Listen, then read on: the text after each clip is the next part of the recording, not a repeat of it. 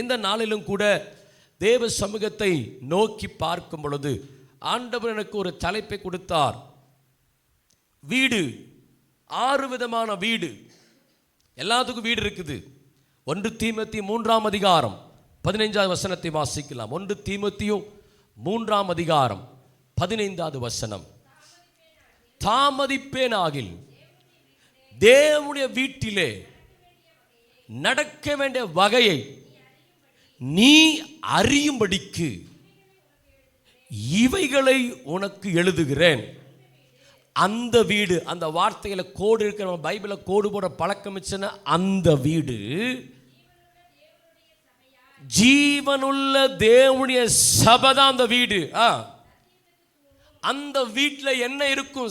சத்தியம் இருக்கும், ஆதாரமான தூணுமா இருக்கும். ஆண்டவர் சொன்னார் 6 விதமான வீடு. சீக்கிரமா போகிறோம். முதலாவது வீடு தேவனுடைய வீடு, 2ஆம் வீடு குயவன் வீடு, 3வது வீடு தகப்பன் வீடு, 4வது வீடு ஞான திருஷ்டிக்காரன் வீடு, 5வது வீடு ஜப வீடு, 6வது நித்திய வீடு. 6 விதமான வீட்டுக்கு தேவன் சபைக்கு பேர் வைக்கிறார். தேவன் தங்குகிற சபை அது வீடு. இன்னும் சொல்ல போனா பரிசுத்த ஆவியானவர் எந்த நபர் மேல தங்கியிருக்கிறாரோ, பரிசுத்த ஆவியான அபிஷேகம் எந்த பிள்ளைகள் மேல் இருக்கிறதோ அவர்கள் எல்லாம் தேவனுடைய வீடு. சபை தேவனுடைய வீடு. அதனால்தான் சர்ச்சில் வந்து ஜெபம் பண்ணுங்க. ஜெபித்து ஜெபித்து ஜெபித்து அன்னாள் கர்ப்பத்தை பெற்றுக்கொண்டால், ஜெபித்து ஜெபித்து பேதுரும் யோவானும் தேவனுடைய ஆலயத்திற்கு போகும் பொழுது அங்கே காணப்பட்ட சூம்பனை கையுடனே கர்த்தர் விடுதலையாக்கினார். 2 பேர் தேவனுடைய ஆலயத்திற்கு வந்தாங்க. ஒருவன் பாவியான மனுஷன் என்று சொல்லி அந்த தேவ வீட்டில் வந்து சத்தமா நெஞ்சில் அடித்து சொல்றான், ஆண்டவரே என்னை நீதிமான் ஆக்கன்னு சொல்லும் பொழுது அவன் சொல்கிறான், அவன் திரும்பி போகும் பொழுது இவனே நீதிமானாக்கப்பட்டவனாய் திரும்பி போகிறான். வீட்டுக்குள்ளார வந்திருக்கிற எல்லாரும் திரும்பி போகும் பொழுது நீதிமான்களாய் போகிறாங்க. இந்த வீட்டிலே தேவன் தங்கியிருக்கிறபடினாலே ஆண்டவருடைய வார்த்தை இருக்கிறது, சத்தியம் இருக்கிறது. நம்முடைய வாழ்க்கைக்கு எப்படி கட்டப்பட வேண்டும், எப்படி மேன்மையட வேண்டும், எப்படி பரிசுத்தமாய் வாழ வேண்டும், எப்படி சாத்தானை ஜெயிக்க வேண்டும், எப்படி உலகத்தை ஜெயிக்க வேண்டும், எப்படி பாடுகளை ஜெயிக்க வேண்டும், எப்படிப்பட்ட கண்ணீர்கள், எப்படிப்பட்ட போராட்டங்கள் நம்முடைய வாழ்க்கையில் வந்தாலும் அதை தாண்டி போவதற்கான நிறைய வழிமுறைகளை இந்த வீட்டிலே கர்த்தர் வச்சிருக்கிறார். அதனால சொன்னார், இந்த வீடு அது சத்தியத்திற்கும், இந்த வீடு அது ஆதாரமாக. நம்முடைய வாழ்க்கையில் ஒரு பெரிய மண்டபம் பார்க்கிறீங்க பாருங்க, பெரிய பெரிய பில்டிங்க்கு அதை தாங்கிறதே தூணாதான் இருக்கும். பெரிய பெரிய பில்டிங் எல்லாம் பார்த்தீங்கன்னா 4 தூண் அப்படியே நின்றுட்டு இருக்கும் பல வருஷமா, அது அப்படியே தாங்கிட்டு நிற்கும். ஆண்டவர் சொல்றாரு, சபைக்கு அது சத்தியமா இருக்கும், உங்க குடும்பத்துக்கு அது ஆதாரமா இருக்கும், உங்க வாழ்க்கைக்கு ஆதாரமா இருக்கும். அதான் சொன்னாரு, இது தேவனுடைய வீடு, இது தேவனுடைய வீடு. முதலாவது தேவனுடைய வீடு. வாசிக்கலாம். ஆதியாகமம் 28ஆம் அதிகாரம் 11, 12, 17 வசனத்தை வாசிக்கலாம்.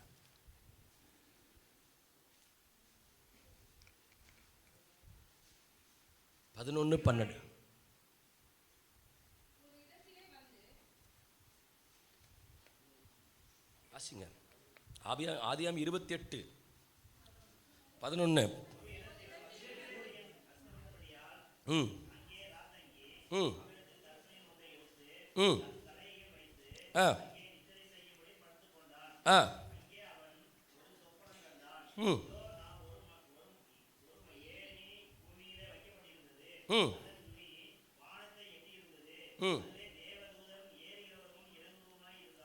11. வசனம்.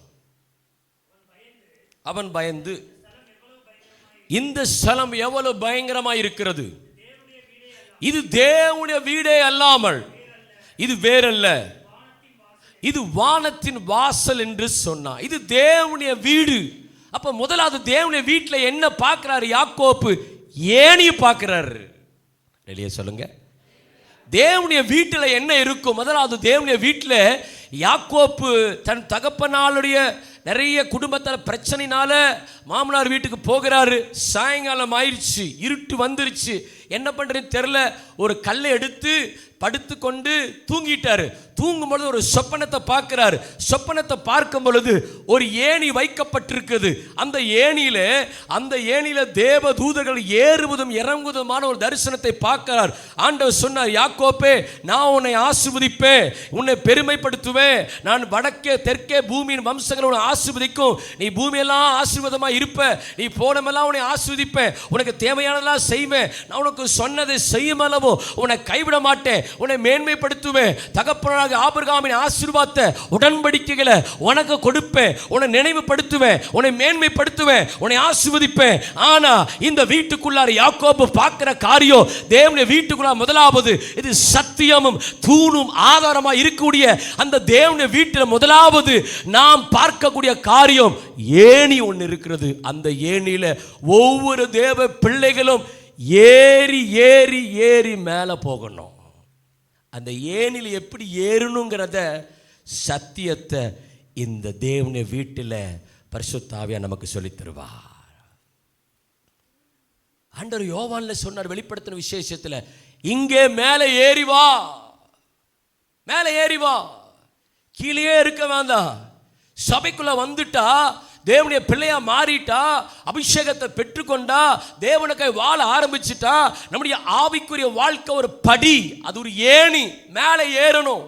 முதல் படி ஞானஸ்தானம், இரண்டாவது படி ரட்சிப்பு, மூன்றாவது படி அபிஷேகம், நான்காவது படி சபைய ஐக்கியம், அஞ்சாவது படி திருவிருந்து, ஆறாவது படி ஆவிக்கு ஒரு வளர்ச்சி, ஏழாவது படி சீஷத்துவம், எட்டாம் படி பரிசுத்தவான்கள், ஒன்பதாம் படி நீதிமான்கள், 10வது படி ஊழியம் செய்யணும். படியில ஏறி ஏறி போகணும். தேவனுடைய வீட்டுக்கு வந்தா, தேவனுடைய வீட்டில் ஆண்டவர் சொல்கிற காரியம், ஒரு ஏணி வைக்கப்பட்டிருக்குது. அந்த ஏணி பார்த்தவுடன் தான் யாக்கோப்பை கர்த்தர் ஆசீர்வதிக்கிறார். ரட்சிக்கப்பட்டுட்டோம், தேவனுடைய பிள்ளையா மாறிட்டோம், தேவனை அபிஷேகம் பண்ணப்பட்டோம். ஆவிக்குரிய வாழ்க்கையில் அந்த படிகளில் மேலே ஏறுகிற அந்த சத்தியத்தை, அந்த தூணா இருக்கக்கூடிய இடம், அது தேவனுடைய வீடு. அந்த வீட்டில் தேவனை ஏணி வச்சிருக்கிறார். அந்த ஏணி அங்க வாசிக்கிற வானத்தினுடைய நுனி எட்டி இருந்தது. நம்முடைய ஆவிக்குரிய உலகம் தான் ஏணி. அந்த ஏணி பூமியில ஒரு நுனி இருக்குது, இந்த பக்கம் அந்த கால் இருக்குது, அந்த 2 கால், ஏணியோட கால் பூமியில் இருக்குது. இன்னொரு படி, அந்த படியில் அப்படியே ஏறி ஏறி ஏறி போகிற இறங்குகிற அந்த தரிசனத்தை பார்க்கும் பொழுது, அந்த ஏணியோட அடுத்த எண்டு வானத்தை எட்டி இருந்துச்சான். அந்த எட்டி இருந்த இடத்துல வேதம் சொல்கிறது, தேவன் நின்று கொண்டிருக்கிறார், தேவன் நின்று கொண்டிருக்கிறார். அந்த படிகளில் தேவனுடைய வீட்டில் ஏணியை வச்சு ஒவ்வொரு தேவ பிள்ளையும் ஏறி வரும் பொழுதுதான் கர்த்தர் ஆசீர்வாதத்தை கர்த்தர் கொடுக்கிறார். கர்த்தர் நன்மைகளை கர்த்தர் தருகிறார். கர்த்தர் கிருபைகளை கர்த்தர் தருகிறார். நமக்கு தேவையானதை கர்த்தர் செய்கிறார். வாக்குத்தத்தங்கள் நிறைவேற்றுகிறார். உடன்படிக்கைகளை கர்த்தர் நிறைவேற்றுகிறார். கர்த்தர் நன்மையான காரியங்களை செய்கிறார். ஆவிக்குரிய வாழ்க்கையில் வளர்ச்சி இல்லாம, ஆவிக்குரிய வாழ்க்கையில் அந்த தெளிவு இல்லாம, ஆவிக்குரிய அனுபவம், ஏறுகிற அனுபவம், மேல மேல மேல மேல ஏறுகிற அனுபவம் இல்லாம இருந்துன்னு சொன்னா, தேவனை ஆண்ட உலகம் பாருங்க, சபைக்குள்ளார வந்துட்டா ஆண்டு அந்த படி வழியா தான் மேலே ஏறணும். 1ஆம் கிளாஸ் நேரா 10ஆம் கிளாஸுக்கு போக முடியாது. 1ஆம் கிளாஸ் நேரா காலேஜ் போய் சேர முடியாது. அப்போ ஒரு ஸ்டெப்ஸ் இருக்குது. 1ஆம் கிளாஸ், 2ஆம் கிளாஸ், 3ஆம் கிளாஸ், 4ஆம் கிளாஸ் ஸ்டெப்ஸ் வழியா அது படிச்சு படிச்சு ஒவ்வொரு காரியத்தை வந்து கடைசியில அந்த பட்டத்தை பெறாங்க. அதே போலதான் சபைக்குள்ள ஆண்டவர் ஏணி வச்சிருக்கிறார். அந்த ஏணில வழியாதான் முதல் கட்டத்தை, 2வது கட்டத்தை, 3வது கட்டத்தை, 4வது கட்டத்தை மேலே ஏறி ஏறி போகும் பொழுது அந்த நுனியில இயேசு நின்று கடைசியில் பரலோக ராஜ்யத்தை கர்த்தர் நமக்கு கொடுக்க சித்தமா இருக்கிறார். ஹல்லேலூயா, ஹல்லேலூயா. வேகமா போகிற 2வது வீடு குயவன் வீடு. எரேமியா 18ஆம் அதிகாரம் 2, 3, 4 வசனத்தை வாசிக்கலாம். எரேமியா 18, 2, 3, 4. நீ எழுந்து குயவன் வீட்டுக்கு போ, அங்கே என் வார்த்தைகள் உனக்கு தெரிவிப்பேன் என்றார். அப்படியே குயவன் வீட்டுக்கு போனேன். இதோ அவன் திரியினாலே வனைந்து கொண்டிருந்தான். குயவன் மயந்து கொண்டிருந்த மண்பாண்டம் அவன் கையிலே கெட்டு போயிற்று. அப்பொழுது அவர் அதை திருத்தமாய் செய்யும்படிக்கு தன் பார்வைக்கு சரியாய் கண்டபடி குயவன் அதை வேறு பாண்டமாய் மாற்றுகிற இடம் பேர் தான் தேவனுடைய வீடு, குயவன் வீடு. பாத்திரம் கெட்டு போச்சு, பாத்திரம் உடைஞ்சு போச்சு, பாத்திரம் ஷேப் இல்லாம இருக்குது.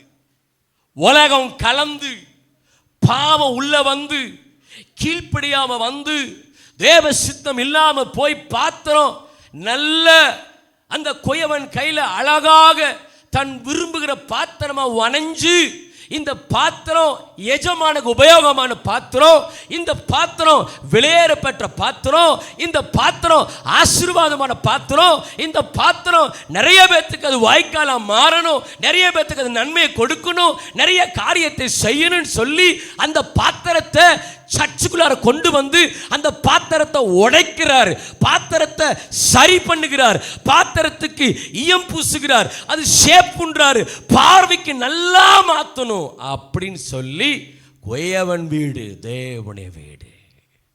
உள்ள வந்து சர்ச் எதுக்கு? ஞாயிற்றுக்கிழமை ஆராதனை. எதுக்கு? ஆண்டவர் பரிசுத்த ஓய்வு நாள். இங்க உள்ள வந்தாதான் கெட்டு போன பாத்திரத்தை பியூரிஃபை பண்ண முடியும். ஷேப் இல்லாத பாத்திரத்தை அழகா ஷேப் பண்ணக்கூடிய இடம். விலை மதிக்கும் இல்லாத பாத்திரம், விரும்பாத பாத்திரம், பிரயோஜனம் இல்லாத பாத்திரத்தை, ஒண்ணுமே இல்லாத பாத்திரத்தை விலை மதிப்பா மாற்றக்கூடிய ப்ராசஸ் பண்ண இடம்தான் குயவன் வீடு. நீங்களும் நானும் தகுதியுள்ளவர்களாக தான் இங்க வந்திருக்கிறோம். நீங்களும் நானும் தேவனை தகுதி பெற்ற நாளைக்கு வந்திருக்கிறோம். அப்படி இல்லை, யாருக்கும் எந்த தகுதி இல்லை. இந்த தகுதி இல்லாத பாத்திரத்தை வச்சுதான் குயவன் வீட்டில் மடி சரி பண்றாரு. இந்த வார ஞாயிற்றுக்கிழமை முடிஞ்சு உலகத்துக்குள்ளார போவீங்க, பிசாசுடைய போராட்டம் இருக்கும், போராட்டம் வரும், வேலையில் ப்ரெஷர் வரும், குடும்பங்களில் போராட்டம் வரும், பிஸ்னஸில் போராட்டம் வரும், பயங்கரமான பாடுகள், பயங்கர உபத்திரவங்கள், பயங்கரமான பிரச்சனைகள் வரும்.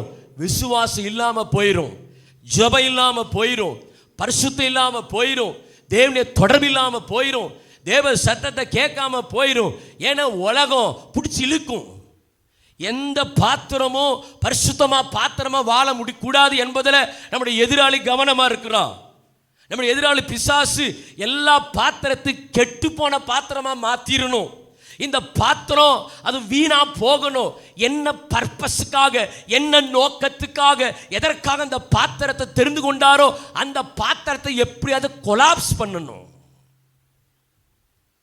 அதனால இந்த குயவன் வீட்டுக்கு போகக்கூடாது என்பதில் நம்முடைய பிசாசு கவனமாயிருப்பான். இந்த ரெண்டாவது வீடு உங்களை ஷேப் பண்ணுகிற இடம். இந்த வீடு உங்களை பரிசுத்தத்துக்கு பங்குள்ளவரை மாற்றுகிற இடம். இந்த இடம் உலகத்தை ஜெயிக்கிறதுக்கான வழியை சொல்லி கொடுக்கிற இடம். இந்த இடம் சாத்தானின் ராஜ்யங்களை எப்படி ஓவர் கம் பண்ணணும் என்பதை சொல்லி கொடுக்கிற இடம்தான் குயவன் வீடு. அல்லேலூயா சொல்லுங்க, அல்லேலூயா. அதனால தான் இந்த குயவன் வீட்டுக்கு சண்டே மிஸ் பண்ணாதீங்க. பரிசுத்த ஓய்வுனால மிஸ் பண்ண சகரியா நான் போன வாரம் காமிச்சு கொடுத்தேன். வியாதி வருமா, பலகீனம் வருமா, மழையே பெய்யாதான். சகரியால வாசிக்கிறோம். ஏன் ஆண்டவர் அந்த வீட்டை இம்பார்ட்டன்ஸ் கொடுக்கிறார்? தீமோத்தேயுல 1:3 15 வாங்க, சத்தியத்துக்கு ஆதாரமே இங்கதான். உன் வாழ்க்கை ஆசீர்வதிக்கப்படணும், உன் வாழ்க்கை கட்டப்படணும், உன் வாழ்க்கையில் நீ மேன்மை அடையணும், இந்த உலகத்தை நீ ஆசீர்வாதம் பரலோகத்தின் ஆசீர்வாதத்தை நீ பெற்றுக்கொள்ளன்னு சொன்னா ஒவ்வொரு சண்டேவும் குயவன் வீட்டுக்கு ஓடி வந்துரு.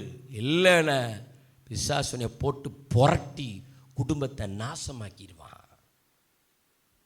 குயவன் வீட்டுக்கு வந்தாதான் அந்த எங்கேயாவது மிஸ்டேக்குன்ன பாத்திரத்தை மறுபடியும் அழகாக ஷேப் பண்ணுவார். மறுபடியும் கத்தர் தான். ஒருவேளை கெட்டு போயிடுச்சு, அந்த பாத்திரம் சரியில்லாம இருக்குது, மனசுக்குள்ள குயவனுக்கு ஒரே ஆதங்கம், ஐயோ என் பிள்ளை மாட்டிச்சானே, என் பிள்ளை கெட்டு போயிட்டானே, என் பையன் என்னை விட்டு தூரமாக போயிட்டானே, என் பிள்ளை என்னை விட்டு தூரமாக போச்சு அப்படின்னு சொல்லி மறுபடியும் தான் மனசில் ஒரு டிசைன் வச்சிருக்கிறாரு. அதான் தேவ சித்தம். அந்த சித்தத்தின்படி அந்த பாத்திரத்தை மறுபடியும் செப்பனிடுகிறா.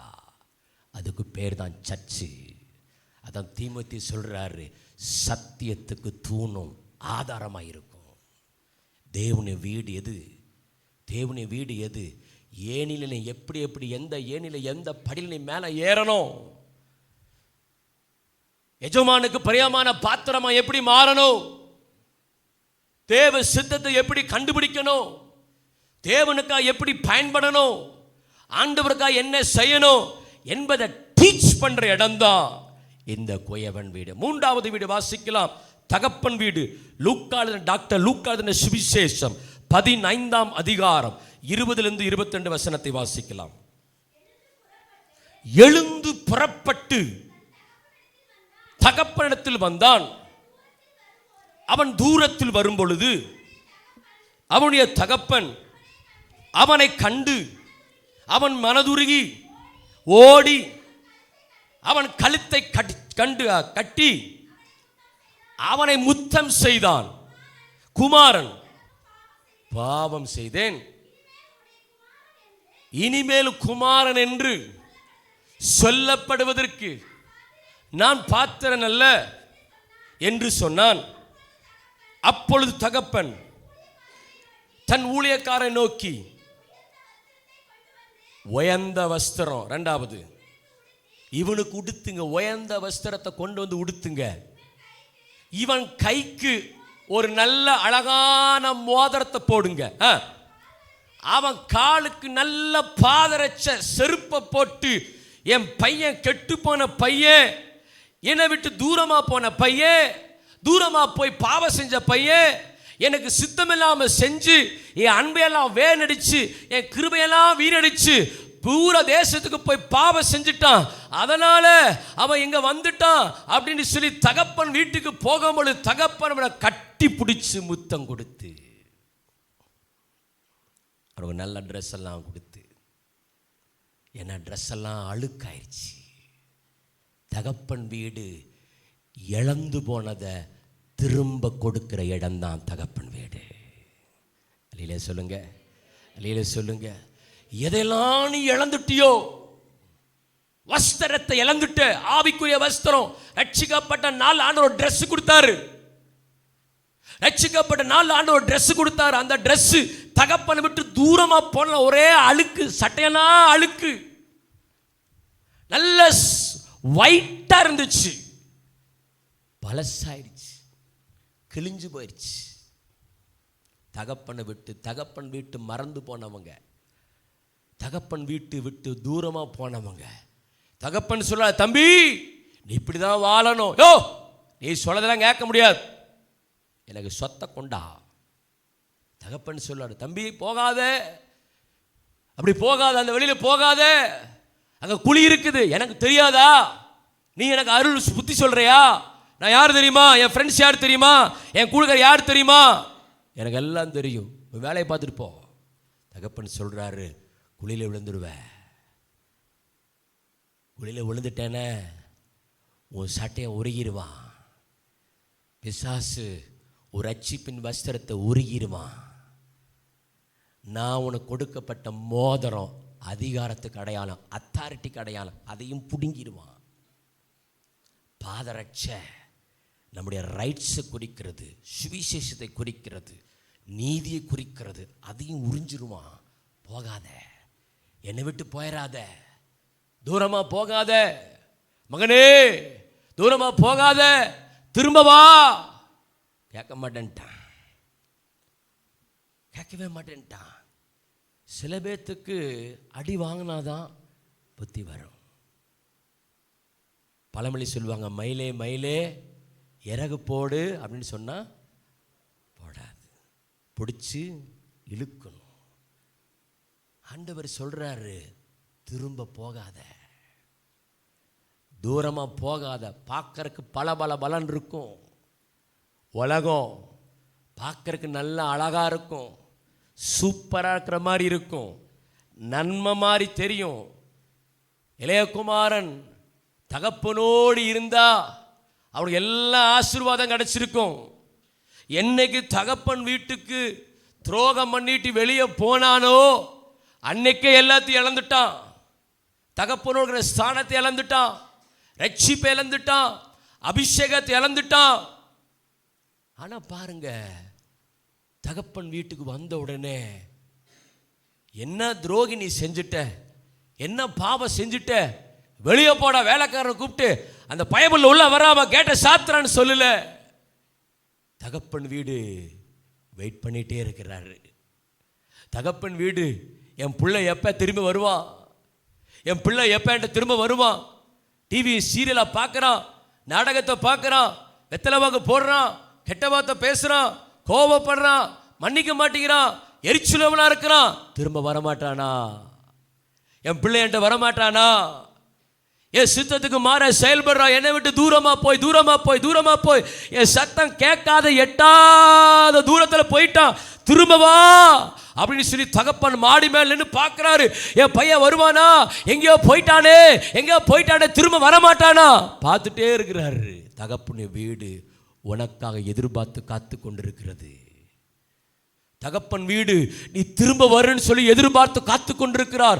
என் பையன் வரமாட்டானா, என் பையன் வரமாட்டானா, என்னை விட்டு தூரமா போயிட்டானே, ஜெபிக்காம போயிட்டானே, ஆராதிக்காம போறானே, வசனத்தை கீழ்ப்படியாம போறானே, விக்கிரகாராதனைக்கு போறானே, தேவ சமூகத்துக்கு விலகி போயிட்டானே. தகப்பன் வீட்டுக்கு மேல நின்று, பரலோக வீட்டுல இருந்து மேல இருந்து என் வீட்டுக்கு என் பிள்ளை எப்ப வருவா, என் பிள்ளை எப்ப வருவா, என் பிள்ளை எப்ப வருவா, என் பிள்ளை எப்ப வருவா வெயிட் பண்ணிட்டே இருக்கிறாரு, வெயிட் பண்ணிட்டே இருக்கிறாரு. தகப்பன் வீடு நீ இழந்ததை சரிகட்டுற இடம் தான் தகப்பன் வீடு. இல்லையா சொல்லுங்க, தகப்பன் வீடு நீ எதெல்லாம் இழந்துட்டியோ, எதெல்லாம் உனக்கு கைவிட்டு போயிருச்சோ, எதெல்லாம் எதிராளி வந்து குடுடா அப்படின்னு சொல்லி பிடிச்சி உனக்கு களவாடி நீ வெறுங்கையோ போகும்போது நல்ல ட்ரெஸ்ஸோடு போறான், அவங்க அப்பா வீட்டிலேருந்து பணம் மூட்டையா எடுத்துட்டு போறான், நிறைய சாக்கு நிறைய காசு எடுத்துட்டு போறான். வேண்டாம், எனக்கு அவசியமா. இதுல ஆவிக்குரிய அர்த்தம் இருக்குது. இன்னும் கூட இன்னொரு மேலப்படி சொல்றேன், ஆண்டவர்ட்ட இருந்து அவசரமா எனக்கு கிருபை கொடுங்க, அபிஷேகத்தை கொடுங்க, வல்லமையை கொடுங்க, வரங்களை கொடுங்கன்னு தகப்பன்ட்ட போராடி வாங்கிட்டு வீணா செலவழிக்கிற ஊழியக்காரன் எத்தனை பேர். சொத்து தீர்க்க தரிசன கிருபை தாங்க, டெலிவரன்ஸ் ஊழியத்தை தாங்க, ஆராதனை ஊழியத்தை தாங்க, வேசிட்டு போய் செலவு பண்றான்.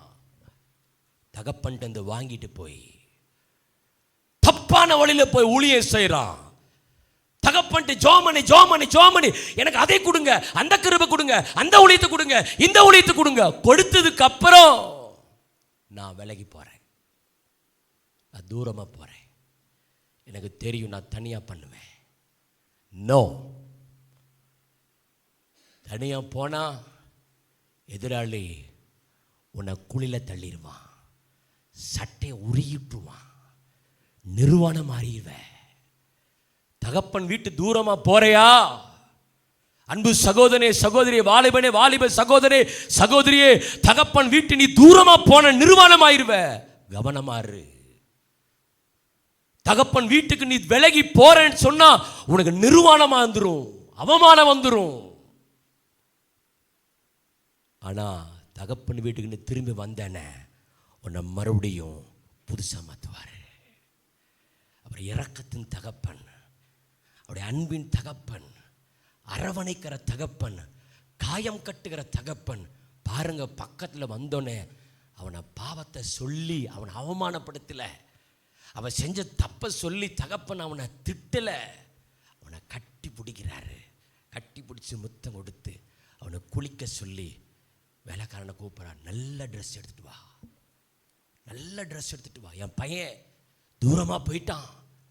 ஒரு நாளைக்கு நல்லா ஜெபம் பண்ணா, ஒரு நாள் நல்லா ஆவியில் நிறைஞ்சு ஜெபம் பண்ணா, ஒரு நாளைக்கு 4-5 அதிகாரம் வேத்து வச்சப்ப பைபிள் படிக்க நேரம் இல்லை. அவ்வளவு பிஸி, பைபிள் படிக்க நேரம் இல்லை, ஜெபம் பண்ண நேரம் இல்லை, ஒரே பிஸி. கவனமாக இருக்கணும். தகப்பன் வீட்டு விட்டு நம்ம தூரமாக போனேன்ன நிர்வாணம் வந்துடும். சட்டையை உருகிடுவான் பிசாசு. அதிகாரம் மோதிரம், அதிகாரத்துக்கு அடையாளம் மோதிரத்தை உருகிடுவான்.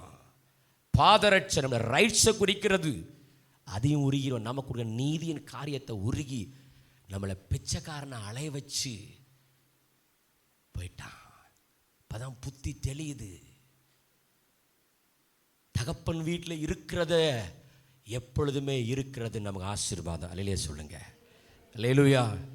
நம்முடைய சபையில் இருக்கிற எல்லாரும் தகப்பன் வீட்டில் ஸ்டே பண்ணிடணும். இங்கேயே தகப்பன் வீட்டில் நிலைச்சு நிற்கணும். குமாரன் வீட்டில் நிலைத்து நிற்கிறார், நாமும் நிலைச்சு நிற்கணும். சபையோட ஐக்கியத்தை கொஞ்சம் கூட கேப் விழுந்துடக்கூடாது. சபையோடு இன்னும் சொல்லப்போனா இன்னொரு மேலே அது ஆத்தும முடிச்சு சபையோடு கூட இருக்கிறது ஒரு பெரிய ஆரோக்கியமான ஆத்தும முடிச்சு. ஏன்று சொன்னால் இந்த சபையில தகப்பன் உலாவி கொண்டிருக்கிறார். தகப்பனை விட்டு நீ கொஞ்சம் விலகி போன உனக்கு அவமானம் வந்துடும். கவனமா இரு. அதனால தகப்பன் வீட்டுக்கு வரும் பொழுது மறுபடியும் இழந்தது எல்லாத்தையும் கத்தரத்தை ட்ரெஸ்ஸை கொடுக்கிறாரு, மோதத்தை கொடுக்கிறாரு, ஆசீர்வாதத்தை கொடுக்கிறாரு. 4வது வீடு ஞான திருஷ்டிக்காரன் வீடு. 1 சாமுவேல் 9ஆம் அதிகாரம் 18ஆம் வசனத்தை வாசிக்கலாம்.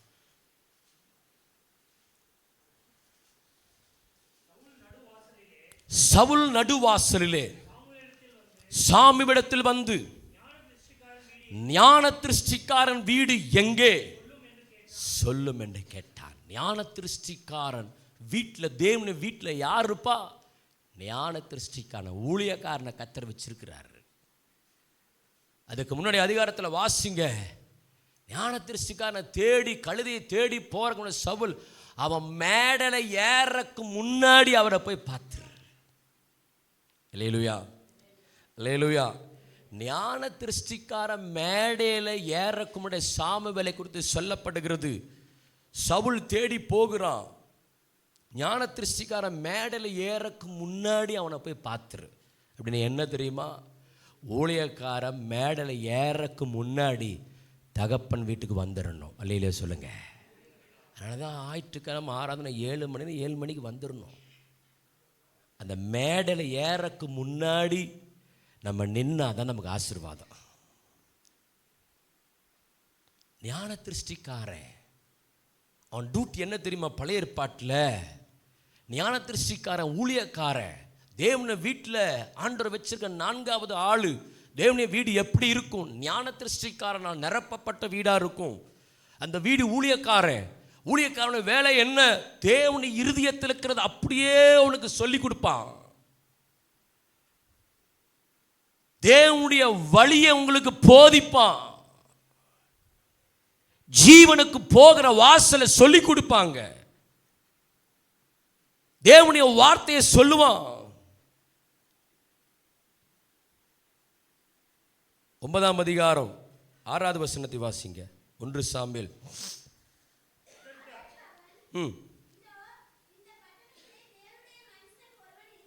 தேவனுடைய மனுஷன் இருக்கிறான், அவர் பெரியவர்.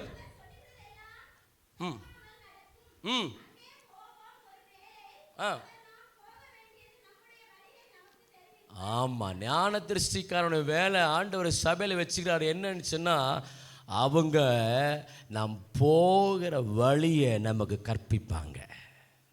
அதனால தான் ஊழியக்காரன்ட்ட அடங்கி இருக்கணும், ஊழியக்காரனை மதிக்கணும், ஊழியக்காரன் சொல்கிற வார்த்தைக்கு அப்படியே கீழ்ப்படிக்கணும்.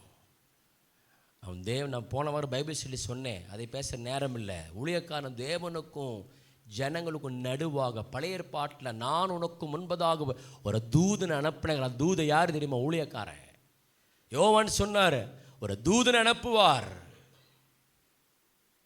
நான் ஒரு தூதனை அனுப்புவேன். அந்த ஊழியக்காரன் ஞான திருஷ்டிக்காரன் வழியை போதிப்பான், தேவனுடைய வார்த்தை உனக்கு சொல்லுவான். அந்த கழுதை எப்ப கிடைக்கும், நீ எங்க போகணும், எங்க இருக்கணும், எப்படி நடக்கணும், எப்படி வாழணும், அந்த ஞான திருஷ்டிக்காரன் உனக்கு டீச் பண்ணுவான். தேவனுடைய வீட்டில் தேவனுடைய இருதயத்தை அப்படியே இம்ப்ளிமெண்ட் பண்ணுமா. தேவனுடைய இருதயத்தில் இருக்கிற காரியத்தை அவன் வாங்கி தேவ சமத்தில் உட்கார்ந்து தேவனுடைய எதிர்பார்ப்பு, தேவனுடைய இதய துடிப்பு, தேவனுடைய காரியம், தேவனுடைய மனது, தேவனுடைய இருதயத்தை நல்லா உட்கார்ந்து ஜெபம் பண்ணி அதை வாங்கி தேவனுடைய இருதயத்தை அப்படியே ஸ்கேன் பண்ணி காட்டுவான். ஞான திருஷ்டிக்காரன் வீடு. அவன் வழிகளை, தன் பாதையை, போகிற நடக்கிற வழி, எந்த வழியில போகணும், எந்த வழி போகக்கூடாது, எப்படி இருக்கணும், எப்படி இருக்கக்கூடாது, எப்படி வாழணும், எப்படி வாழக்கூடாது, எல்லாத்தையும் சொல்லிக் கொடுப்பான். ஞான திருஷ்டிக்காரன் வீடு, தேவனுடைய வீடு, ஞான திருஷ்டிக்காரன் நிரப்பப்பட்ட வீடு. அதனாலதான் தேடி ஓடுறாங்க ஜனங்க. சவுல் தேடி ஓடுறான். இப்ப இருந்த மாதிரி கூகுள் மேப் தான் ஒரு கண்டுபிடிச்சிருப்பாப்ல என்னன்னு தெரியல. அப்ப எந்த கூகுள் மேப் இருந்துச்சு? அப்ப நம்ம எப்படி போகணும், எப்படி வாழணும் அப்படிங்கிறத தேவனுக்கு அடுத்த ஸ்தானத்தில் சபையில தேவன் ஞான திருஷ்டிக்காரனை கத்தர் வச்சிருக்கிறார். இல்லையே சொல்லுங்க, இல்லையே சொல்லுங்க. அவன் தேவனுடைய இருதயத்தை சொல்லுவான், தேவனுடைய வார்த்தையை சொல்லிக் கொடுப்பான், போகிற பாதையை சொல்லிக் கொடுப்பான். அல்லது ஆண்டவர் சொன்னாரு, ஞான திருஷ்டிக்காரன் வீட்டுக்கு போ, அங்க உனக்கு போதிப்பான், உன் வழியை சொல்லி தருவான். சாமுவேலை கொடுத்து சொல்றாங்க. அந்த பெரியவர் மேடையில் போய் நிற்பார். எப்படி? மேடையில் போய் நிற்பார். அந்த மேடையில் நின்று என்ன தெரியுமா சொல்லுவார்? வழியை போதிப்பார், போகிற பாதையை சொல்லிக் கொடுப்பார், நடக்க வேண்டிய விதத்தை சொல்லிக் கொடுப்பார். அது ஆண்டவர் சொன்னார், தேவனுடைய வீடு சத்தியத்துக்கு தூணும் ஆதாரம். அல்லேலூயா. தினேஷ் அந்த பாடல் ஏல்பத்தில், இது வானத்தின் வாசல். அல்லேலூயா சொல்லுங்க. அல்லேலூயா. இது வானத்தின் வாசல், இது தேவனுடைய வீடு, ஞான திருஷ்டிக்காரன் நிரப்பப்பட்ட வீடு. ஏல் பெத்தேல், இது வானத்தின் வாசல், ஏசையா ஆசீர்வாதத்தின் வாசல். கைகளை தட்டி இந்த பாடலை பாடுவோமா? ஹல்லேலூயா, thank you Jesus. இது வானத்தின் வாசல், வழியை போதிக்கிற இடம், பாதையை சொல்லிக் கொடுக்கிற இடம், கர்த்தருடைய ஆலோசனையை சொல்லிக் கொடுக்கிற இடம். தலை சாய்க்கும் கல் நீரையா, மூளை கல் நீரையா, தலை சாய்க்கும் கல் நீரையா, மூளை கல் நீரையா. ஏல் பெத்தேல், இது வானத்தின் வாசல், ஏசையா ஆசீர்வாதத்தின் வாசல். ஏல் பெத்தேல், இது வானத்தின் வாசல், ஏசையா ஆசீர்வாதத்தின் வாசல். மேற்கு கிழக்கு வடக்கு தெற்கு பரம்புவாய் என்றீரே,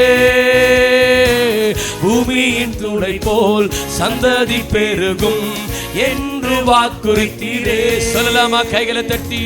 மேற்கு கிழக்கு வடக்கு தெற்கு பரம்புவாய் என்றீரே, பூமியின் துளை போல் சந்ததி பெருகும் என்று வாக்குறுத்தீரே. சொன்னதை செய்யும் மனமோ கைவிடவே மாட்டி, எனக்கு சொன்னதை செய்யும் மனமோ கைவிடவே மாட்டீ.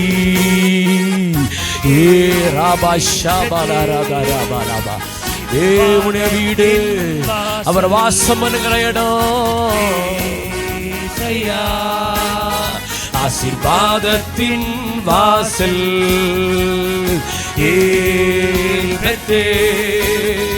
இது வானத்தின் வாசல்.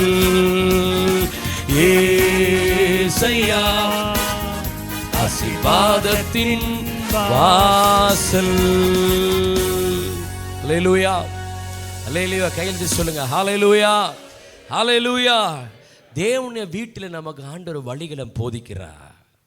ஞான திருஷ்டி காரணம் மூலமா நம்ம குடும்பத்தில் வர காரியத்தை எச்சரிக்கிறார். இப்படியெல்லாம் நடக்க போகுது, கவனமா இரு.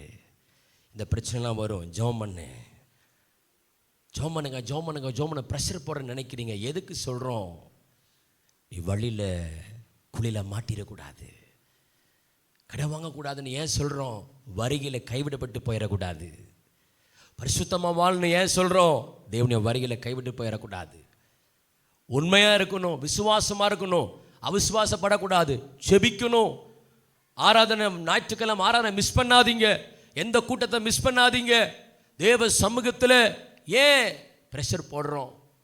எந்த ஸ்கூலில் சென்டம் அடிக்கிற அந்த ஸ்கூலில் தான் ப்ரெஷர் இருக்கும், தெரியுமா உங்களுக்கு? எந்த ஸ்கூலில் வாத்தியார் இருந்தால் உங்களுக்கு தெரியும். எந்த ஸ்கூலில் அதிகமாக ப்ரெஷர் படிப்பு போடுறாங்களோ அந்த ஸ்கூல் தான் சென்டம் அடிக்கும். இந்த சபையில் ஆவிக்குரிய உலகத்துக்கு கண்டிப்பாக நான் ப்ரெஷர் போடுவேன். எதுக்கு தெரியுமா? நீங்கள் பரிசுத்தமாக வாழணும், நீங்கள் தேவனுக்காக எழும்பணும். பெரிய திட்டம், பெரிய தரிசனம், பெரிய நோக்கம் கர்த்தர் நம்மளை கொண்டு வந்திருக்கிறார். உங்களை கொண்டு, என்ன கொண்டு அடிக்கடி சொல்லுகிற காரியம், காதில் ஒரு சத்தம் அடிக்கடி கேட்குற, நான் உன்னை தான் நம்பியிருக்கிறேன். இந்த பட்டண லட்சக்கணக்கான ஜனங்கள் நான் உன்னை தான் நம்பியிருக்கிறேன். நீ இல்லைன்னு எனக்கு வேறு யாரும் இல்லைடா. ஒரு நாள் ஜெபம் இல்லைன்னு ஆண்டவருடைய சத்தம் கேட்க, நீ இல்லைன்னு எனக்கு வேறு யாருமே இல்லை. பார், எத்தனை பேர் தேசத்தில் கட்டப்பட்டிருக்கிறான், எத்தனை பேர் ஜனங்களை பாவத்தில் இருக்கிறான்.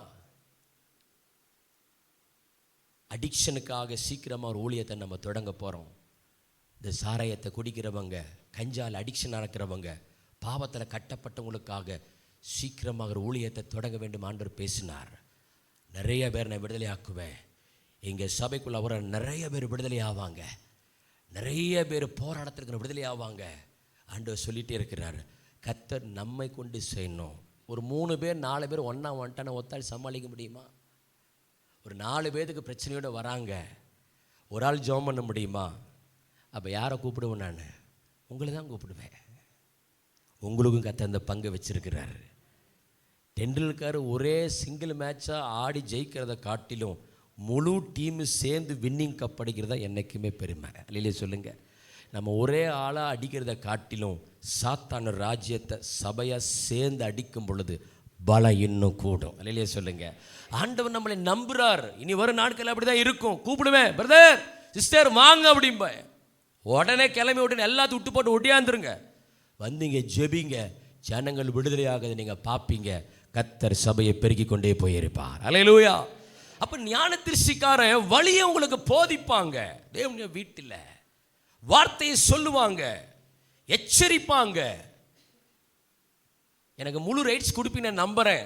சில வயதில் மூதுலாக இருந்தாலும் கண்டித்து பேசும் பொழுது நீங்கள் ஏற்றுக்கொள்ளணும். இல்லையோ சொல்லுங்கள்.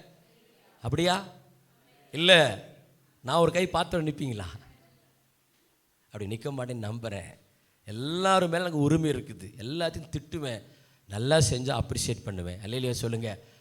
அப்படிப்பட்டதான ஒரு நல்ல சபையில் தேவன் வீட்டில் நம்மளை கொண்டு வந்ததுக்காக நான் கர்த்தரை ஸ்தோத்திரிக்கிறேன். 5வது வீடு வேதத்தை வாசிக்கலாம். கர்த்தருடைய பரிசுத்த நாமம். ஏசாயா 56ஆம் அதிகாரம் 7வது வசனத்தை வாசிக்கலாம்.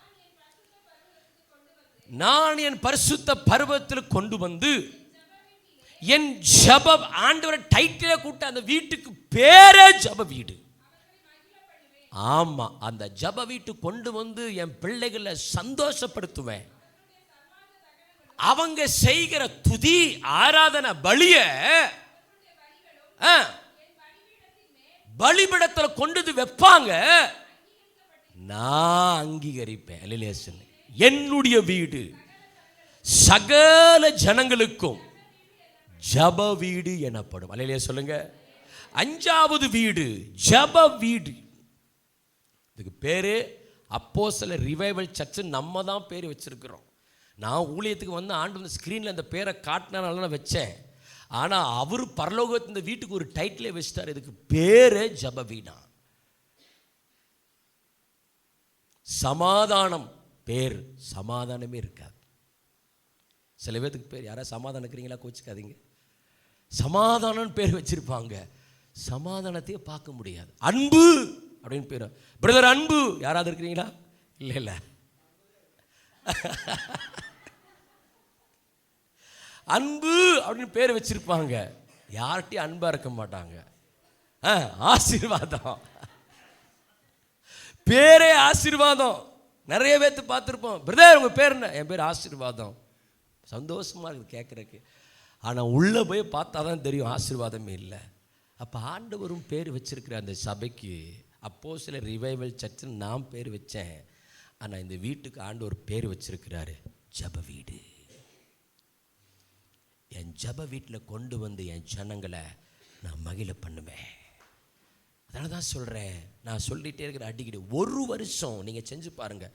1 வருஷம் கண்டினியூஸாக இந்த சர்ச்சில் வந்து ஜாம் பண்ணி பாருங்கள். இன்றைக்கும் இயேசுவின் நாமத்தில் இருந்து சொல்கிறேன், கிரகிக்க முடியாத அற்புதத்தை உங்கள் வாழ்க்கை நீங்கள் பார்ப்பீங்க. கிரகிக்க முடியாத அற்புதம். சொப்பனம் காண்கிறது போல இருக்கும், கனவு பார்த்து எந்திரிச்ச மாதிரி இருக்கும். அது என்ன பஞ்சாயத்து இருந்தாலும் பரவாயில்ல, உங்கள் வீட்டுக்குள்ளார வீட்டில் வாழ்க்கையில் அத்தனையும் இந்த ஜப வீட்டில் வந்து இந்த பலிபீடத்தில் வச்சு பாருங்க. சுக்குநூறா கத்தர் உடைக்கிறத உங்கள் கண்ணால் நீங்கள் பார்ப்பீங்க. அவரே சொல்லிட்டார், நீங்க செய்கிற சர்வாங்க தகன பலியை நான் ஏற்றுக்கொள்ளுவேன். ஜப வீட்டில் கொண்டு வந்து என் ஜனங்களை மகிழ பண்ணுவேன். இன்னொரு வசனத்தை கூட வாசிக்கலாம். எசேக்கியேல் 42ஆம் அதிகாரம் 13ஆம் வசனத்தை வாசிக்கலாம். எசேக்கியேல் 42:13. அவர் என்னை நோக்கி பிரத்யேகமாக இருக்கிற இடத்துக்கு முன்னேறுகிற வடபுறமான அறை வீடு, தென்புறமான அறை வீடு, பரிசுத்த அறை வீடு, கத்திடத்தில் சேருகிற ஆசாரியர், அங்கே மகா பரிசுத்தமானதும் போஜன பலி. அந்த வீட்டில் பரிசுத்தமான அறைங்கிறார் இந்த வீட்டுக்கு பேர். அந்த வீட்டில் பரிசுத்தமா இருக்கும், போஜன பலி இருக்குமா. ஆசாரிகள் போஜன பலி என்ன பலி? இந்த ஜீவ அப்பம்பத்தை, அந்த 12 அப்பங்கள் அந்த ஆசரிப்பு கூடாது இருந்தவர போஜன பலி. இந்த பரிசுத்தமான அறை என்கிற இந்த பலிபீடம் தான் மகா பரிசுத்தமான இடம். இங்க வந்து நீங்க முழங்கால் படி ஜெபிங்க. சர்ச்சில் உட்காந்து அங்க போய் ஜெபம் பண்ணாதீங்க. நேரா வாங்க, இந்த பலிபீடத்தில் முழங்கால் போட்டு அந்த உங்க விண்ணப்பத்தை, உங்களுடைய காரியங்களை, உங்களுடைய ஏக்கத்தை, உங்களுடைய விருப்பங்களை, உங்களுடைய ஆசைகளை எல்லாத்தையும் இந்த பலிபீடத்தில் வைச்சு நீங்க ஜெபம் பண்ணுங்க. ஆண்டவர் உங்களுக்கு அந்த சர்வாங்க தகன பலியை ஆண்டவர் ஏற்றுக்கொள்வார், சுகந்த வாசனை ஏற்றுக்கொள்வார். அங்கே போஜன பலியும் கர்த்தர் உங்களுக்கு தருவார். அடுத்தது பாவம். முதலாவது இந்த ஜப வீட்டுக்கு உள்ள வர்ற ஆளுக்கு நடக்கக்கூடிய காரியம் ஃபர்ஸ்ட் போஜனம். ஏன்னா நம்ம ஓடி வந்தோடனே எடுத்த உடனே சாப்பாடு தான் கொடுக்கணும். அதை பாருங்க, ஆண்டவர் கரெக்டாக செஞ்சார். எலியா வனாந்ததுக்கு ஓடி போய் சூரச்சில் உட்காந்துட்டார். எசபேலுக்கு பயந்துட்டு உட்காந்தும்போது ஆண்டவர் ஃபஸ்ட்டு எடுத்தோடனே தூதுன பக்கத்தில் ஒரு அப்பமும் சுட்ட அடையும் இருக்குது, எடுத்து சாப்பிட்டு அதுக்கப்புறம் பேசுவோம் அப்படின்னாரு. அதுதான் ஆண்டவர் ஜனங்களுக்கு பிரசவ மலை மேலே என் ஜனங்க வெறுமையாக போகிற அவங்களுக்கு சாப்பாடு கொடுக்கணுங்கிறாரு. ஆண்டவர் சாப்பாடு கொடுக்குறதுல ரொம்ப கவனமாக இருக்கும். கல்யாண வீட்டுக்கு போகும்போது அங்கே திராட்சரசம் குறையவே கூடாது, அந்த ஐட்டம் எல்லாம் குறைஞ்சிடக்கூடாது. ஃபஸ்ட்டு என் ஜனங்களை திருப்தியாக சாப்பாடு கொடுத்து அதுக்கப்புறம் பேசுவோம். அப்போ ஆண்டவர்கிட்ட ஓடி வரோம். நம்ம தேவைக்காக பிரச்சனை வந்துருச்சு, போராட்டம் வந்துருச்சு, நெருக்கம் வந்துச்சுன்னா ஒடியாருங்க, பஸ் ஏறி வாங்க, டூ வீலர் வாங்க, கார் வாங்க, நேராக வந்து இந்த பலிபீடத்துக்கு முன்னாடி உங்கள் பிரச்சனையை கொட்டுங்க. அது என்ன பஞ்சாயத்தாக இருக்கட்டும், அது எப்படிப்பட்ட ப்ராப்ளமாக இருக்கட்டும், இந்த பலிபீடத்தில் வந்து கொட்டுங்க.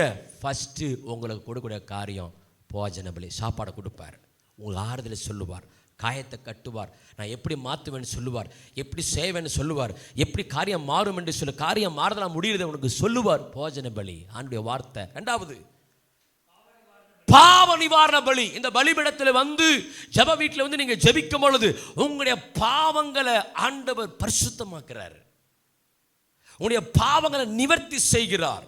அந்த பலியை நீங்கள் ஜெபிக்கும் பொழுது அது பரிசுத்தமாகுது. இந்த பரிசுத்தமாக இருக்கிற ஜெபந்தான் வானத்தை எட்டுமா. ஏன்னா நம்முடைய அக்கிரமங்களே வானத்திலிருந்து நமக்கும் தேவனுக்கு ரெண்டாக பிரிக்குதான்.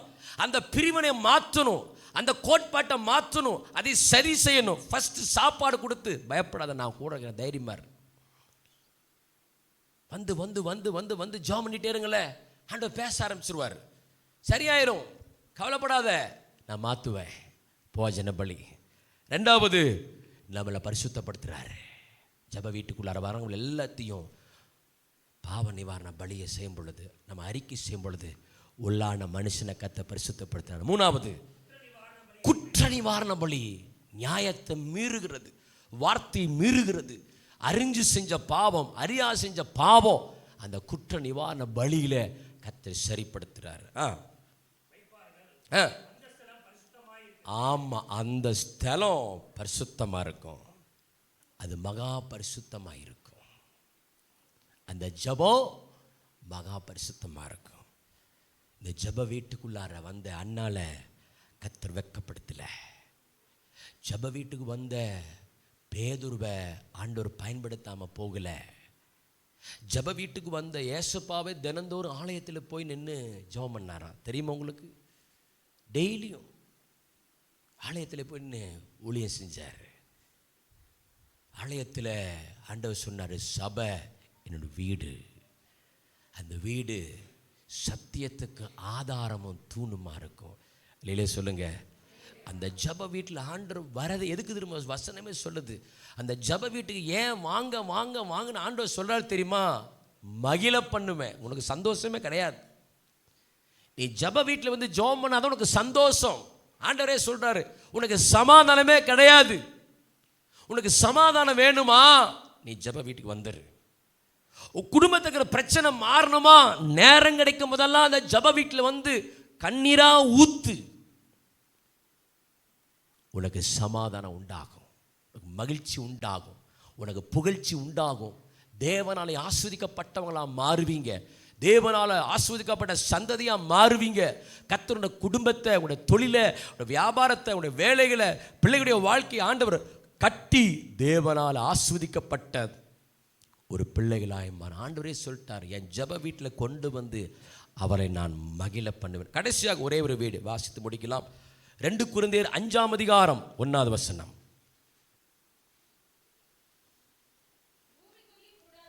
பூமிக்குரிய கூடாரமாகிய நம்முடைய வீடு அழிந்து போகும், தேவனால் கட்டப்பட்ட கைவேலை இல்லாத நித்திய வீடு பரலோகத்திலே நமக்கு உண்டென்று மறைந்திருக்கும். அல்லேலூயா சொல்லுங்க. அல்லேலூயா. கடைசி வீடு தேவனுடைய வீடு, நித்தியமான வீடு. இங்கே கைனால் கட்டப்பட்ட கொத்தனார் வச்சு, செங்கலை வச்சு, கல்லை வச்சு, அதையும் இதையும் வச்சு கட்டுவாங்க. ஆனால் உங்களுக்கு எனக்கும் பரலோக ராஜ்யத்தில் கைவேலையே இல்லாத ஒரு தங்கமயமான வைடூரியத்தினால, கற்களால், வெளியேறப்பட்ட கற்களால் நமக்காக தேவன் ஒரு நித்திய வீட்டை கட்டி ஆயத்தப்படுத்தி வச்சிருக்கிறார். யாருக்கு தெரியுமா அந்த வீடு? ஜெப வீட்டில் வந்து ஜெபிக்கிறவங்களுக்கு. யாருக்கு தெரியுமா அந்த வீடு? தகப்பன் வீட்டு தேடி வருவங்களுக்கு. யாருக்கு அந்த வீடு? ஞான திருஷ்டிக்காரன் இருக்கிற இடத்தை தேடி வருவங்களுக்கு. யாருக்கு அந்த வீடு? குயன் வீட்டில் போய் திரும்ப திரும்ப திரும்ப திரும்ப மறுபடியும் மறுபடியும் மறுபடியும் அந்த பாத்திரத்தை பரிசுத்தமாக்கி, பாத்திரத்தை குறைய மாற்றி, பாத்திரத்தை சரி பண்ணி சரி பண்ணி சரி பண்ணி சரி பண்ணி தேவன் விரும்புகிற பாத்திரமாக மாற்றக்கூடிய அந்த குயவன் வீட்டுக்கு, இந்த 5 விதமான வீட்டுக்கு யார் வராங்களோ அவங்களுக்கு தான் 6வது வீடு கைவேலை இல்லாத வீடு, நித்தியமான வீடு. தேவன் தருவதற்கு ஆயத்தம் உள்ளவராக இருக்கிறார். இந்த 5 வீட்டில் நம்ம நிலைச்சிருந்தா, இந்த 5 வீட்டில் நம்ம தங்கியிருந்தா, இந்த 5 வீட்டில் நம்ம ஆண்டோட சமூகத்தில் கரெக்டாக இருந்தா, 6வது வீடு இலவசம், கைவேலை இல்லாத, தங்கத்தினால, வைடூரியத்தினால, வெளிப்படுத்தல் 22ஆம் அதிகாரத்தில் சொல்லப்பட்ட நிறைய விலையுறந்த கற்கள், 21ஆம் அதிகாரத்தில் சொல்லப்பட்ட அங்க மரகதோ, கோமேதகோ, புஷ்பராகோ, அந்த வசனத்தை வாசிக்க முடியுமா? நகரத்தின் மதியில் அஸ்திபாரங்கள் சகலவிதமான ரத்தனங்களால் அலங்கரிக்கப்பட்டிருக்குது. முதலாம் அஸ்திபாரம் ரத்தன என்னக்கல்? வச்சிரக்கல். கேள்விப்பட்டிருக்கீங்களா? இரண்டாவது இந்திர நீலம். நம்ம படிச்சிருக்கிறோம் இந்திர நீலம். எந்த நீளமோ நமக்கு உஜாலா நீலம் தான் தெரியும். ஆண்டவர் பாருங்க அழகா கட்டி வச்சிருக்கிறாரு. மூன்றாவது சந்திரகாந்தம். நான்காவது மரகதம். மரகத அக்கா யாரா இருந்தால் அவங்களுக்கு தான் நமக்கு தெரியும். ஆனால் மரகதம் ஒரு கல் பரலோகத்தில் வச்சு கைவேலை, எப்படி அதை யோசித்து பாருங்க.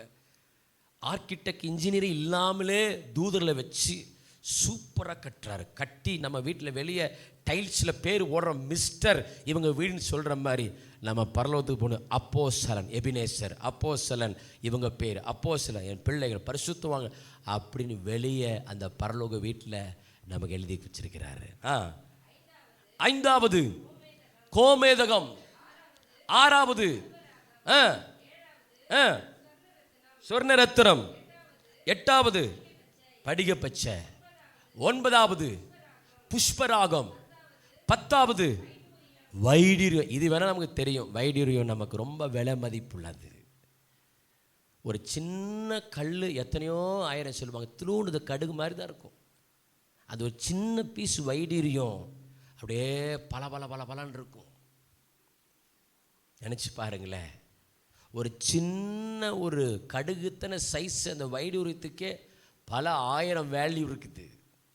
அசால்ட்டாக தேவன் தங்கமயமான வீதி, ஸ்ட்ரீட்டெல்லாம் தங்கம். அந்த தங்கத்தை தான் நம்முடைய காதுலையும் கால்லையும் கையிலையும் கழுத்துலையும் போட்டிருக்கிறோம். ஆனால் ஒரு நாள் பரலோகத்தில் அந்த தங்கத்தை மிதிச்சுட்டு போவோம். அல்லேலூயாவா? ஆமேனா? அல்லேலூயா. கர்த்தர் செய்வாருங்க நமக்கு. நம்ம ஊரில் நம்மளை மைனாரிட்டிங்கிறாங்க. எந்த மைனாரிட்டி? உலகம் முழுது 800 கோடிக்கு மேலே இருக்கிறாங்க. கிட்டத்தட்ட 300-400 கோடிக்கு மேலே கிறிஸ்தவம் தான் இருக்கிறாங்க.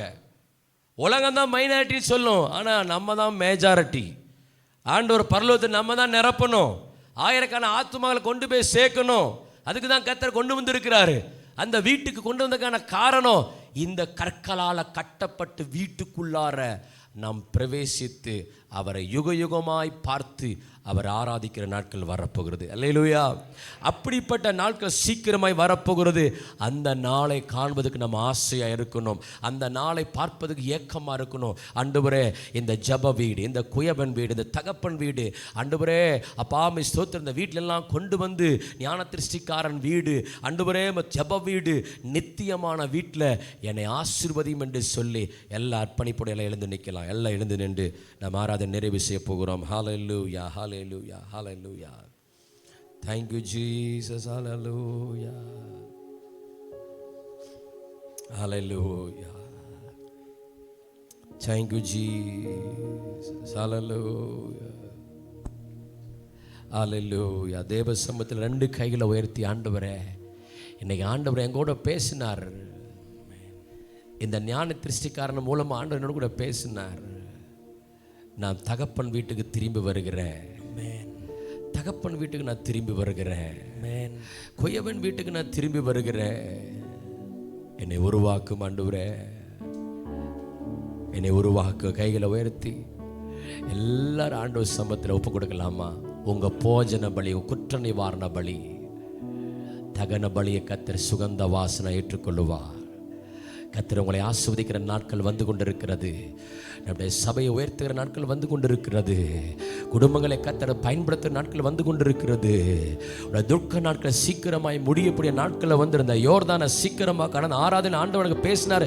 இப்போ எனக்கு ஞாபகப்படுத்த, சீக்கிரமாக அந்த யோர்தானை கடப்ப வாக்குத்தத்தத்தை நீ சுதந்தரிப்ப. அந்த நன்மையை நீ வாங்க தான் போற. இதே சர்ச்சில் வந்து நீ சாட்சி சொல்லுவ, என் தேவன் செய்யக்கூடிய நாட்கள் அது சீக்கிரமாய் இருக்கிறது. என்னை தருகிறேன் உம் கரத்தில், என்னை படைக்கிறேன் உம் பாதத்தில், என்னை தருகிறேன் உம் கரத்தில், என்னை படைக்கிறேன் உம் பாதத்தில், உருவாக்குமே என்னை. சொல்றீங்களா? ஆண்டவரை பார்த்துங்க. குயவன் வீட்டுக்கு நான் வந்துட்டேன், இந்த வீட்டுக்கு நான் வந்துட்டேன், நான் மாத்துங்க. என்ன குயவன் கையில அர்ப்பணிக்கிறேன். என்னை தருகிறேன் உம் கரத்தில், என்னை படைக்கிறேன் உம் பாதத்தில், என்னை தருகிறேன் உம் கரத்தில், என்னை படைக்கிறேன் உம் பாதத்தில், உருவாக்குமே என்னை, உருவாக்குமே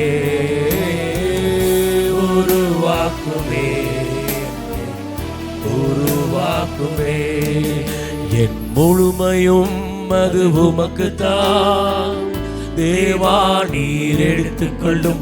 என்னை தருகிறேன் புதிதாக்கும் என் முழுமையும் அது உமக்குத்தான் தேவா, நீர் எடுத்துக்கொள்ளும். என்னை படைக்கிறேன் புதிதாக்கும் என்னை தருகிறேன்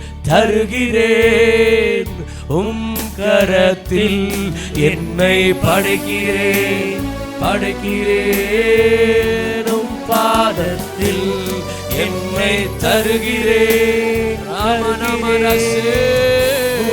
கரத்தில், என்னை படைக்கிறேன் உம் பாதத்தில். கைகளை உயர்த்தி சொல்லுங்க, அந்த ஒரு வார்த்தை மாத்திரமே, உருவாக்குங்க ஆண்டவரே. உருவாக்குமே சபையா, குடும்பமா அர்ப்பணிக்கிறோம். உருவாக்குமே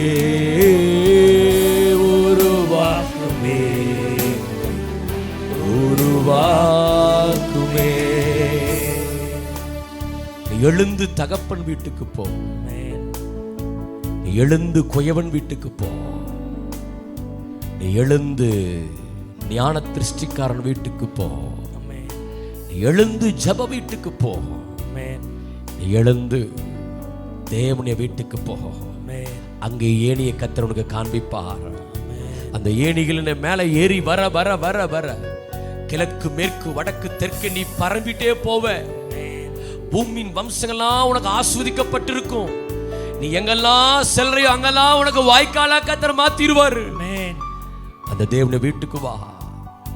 இந்த 5 விதமான வீட்டுக்கு நிலைச்சிருந்தா 6வது வீடாக நித்திய வீட்டையும் கர்த்தர் கொடுத்து அழக பார்த்து உன்னை சந்தோஷத்தை நிரப்பி பரலோக ராஜ்யத்துடைய கொண்டு போய் சேர்ப்பா. அர்ப்பணிக்கலாமா? பரிசுத்த பிதாவே, இந்த காலவேளைக்காக நாங்கள் நன்றி செலுத்துகிறோம் ஆண்டவரே. நீ பேசின வார்த்தைக்காக நன்றி செலுத்துகிறோம். இந்த வார்த்தைகள் நல்ல நிலத்தில் விதைந்த விதையை போல 30, 60, 100 பலன் கொடுக்க கர்த்தர் கிருபை தருவீராக.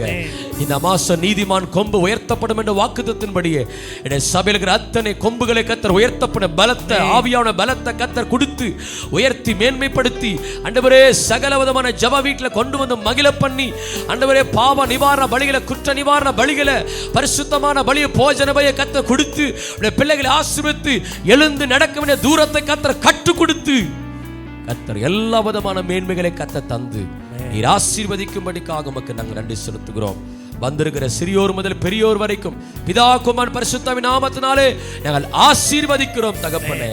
இந்த ஏல்பெத்தேல் தேவனுடைய வீட்டுக்கு வந்திருக்கிற ஒருத்தரையும் கூட நீ வெறுமையை அனுப்பாதபடி சந்தோஷ சமாதான நிறைவுகளை கர்த்தர் தந்து விடுதலையோடு குணப்பட்டு போக கர்த்தர் கிருபை செய்யும்படிக்கு ஜெபிக்கிறோம்.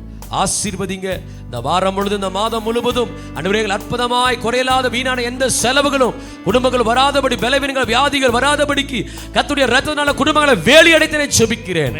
கர்த்தருடைய பாதுகாப்பின் வல்ல கரத்தில் ஒப்பு கொடுக்கிறோம். தேவையெல்லாம் கர்த்தர் சந்திங்க. சகல விதமான மேன்மைகளை கர்த்தர் தந்து நீர் ஆசீர்வதிக்கும்படிக்காக ஜெபிக்கிறோம். இந்த ராத்திரி நடக்கூடிய ராபோஜன ஆராதனைக்காக ஸ்தோத்திரம். ஆண்டவரே 40 நாள் உபவாசத்துக்காக ஸ்தோத்திரம். கர்த்தர் ஆசீர்வதிங்க, பொறுப்படுத்திக் கொள்ளும். மகிமையானவருக்கு எங்களை ஆசீர்வதிங்க.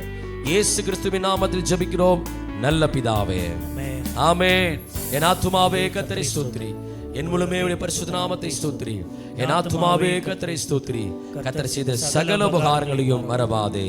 ஆமென். கர்த்தராகிய இயேசு கிறிஸ்துவின் கிருபையும் பிதாவாக தேவனுடைய அன்பும் பரிசுத்த ஆவியான அந்நியமைக்கும் பாதுகாப்பும் அரவணைப்பும் இன்றைக்கும் என்றைக்கும் சதா காலம் தகப்பன் வீட்டில், குயவன் வீட்டில், ஜப வீட்டில் தங்கியிருக்கிற நம்மோடு கூட இன்றைக்கும் என்றைக்கும் சதா காலம் கர்த்தர் நம்மை ஆசீர்வதிப்பாராக. ஆமென், ஆமென். கர்த்தர் உன்னை ஆசீர்வதித்து உன்னை காக்க கடவர். கர்த்தர் தம்முடைய முகத்தை உன்மேல் பிரகாசிக்கப்பன் உன்மேல் கிருபையா இருக்க கடவர். கர்த்தர் தம்முடைய முகத்தை உன்னை பிரசன்னமாக்கி உனக்கு சமாதானம் கட்டளையிட கடவர் என்பதே. அல்லேலூயா, அல்லேலூயா, அல்லேலூயா.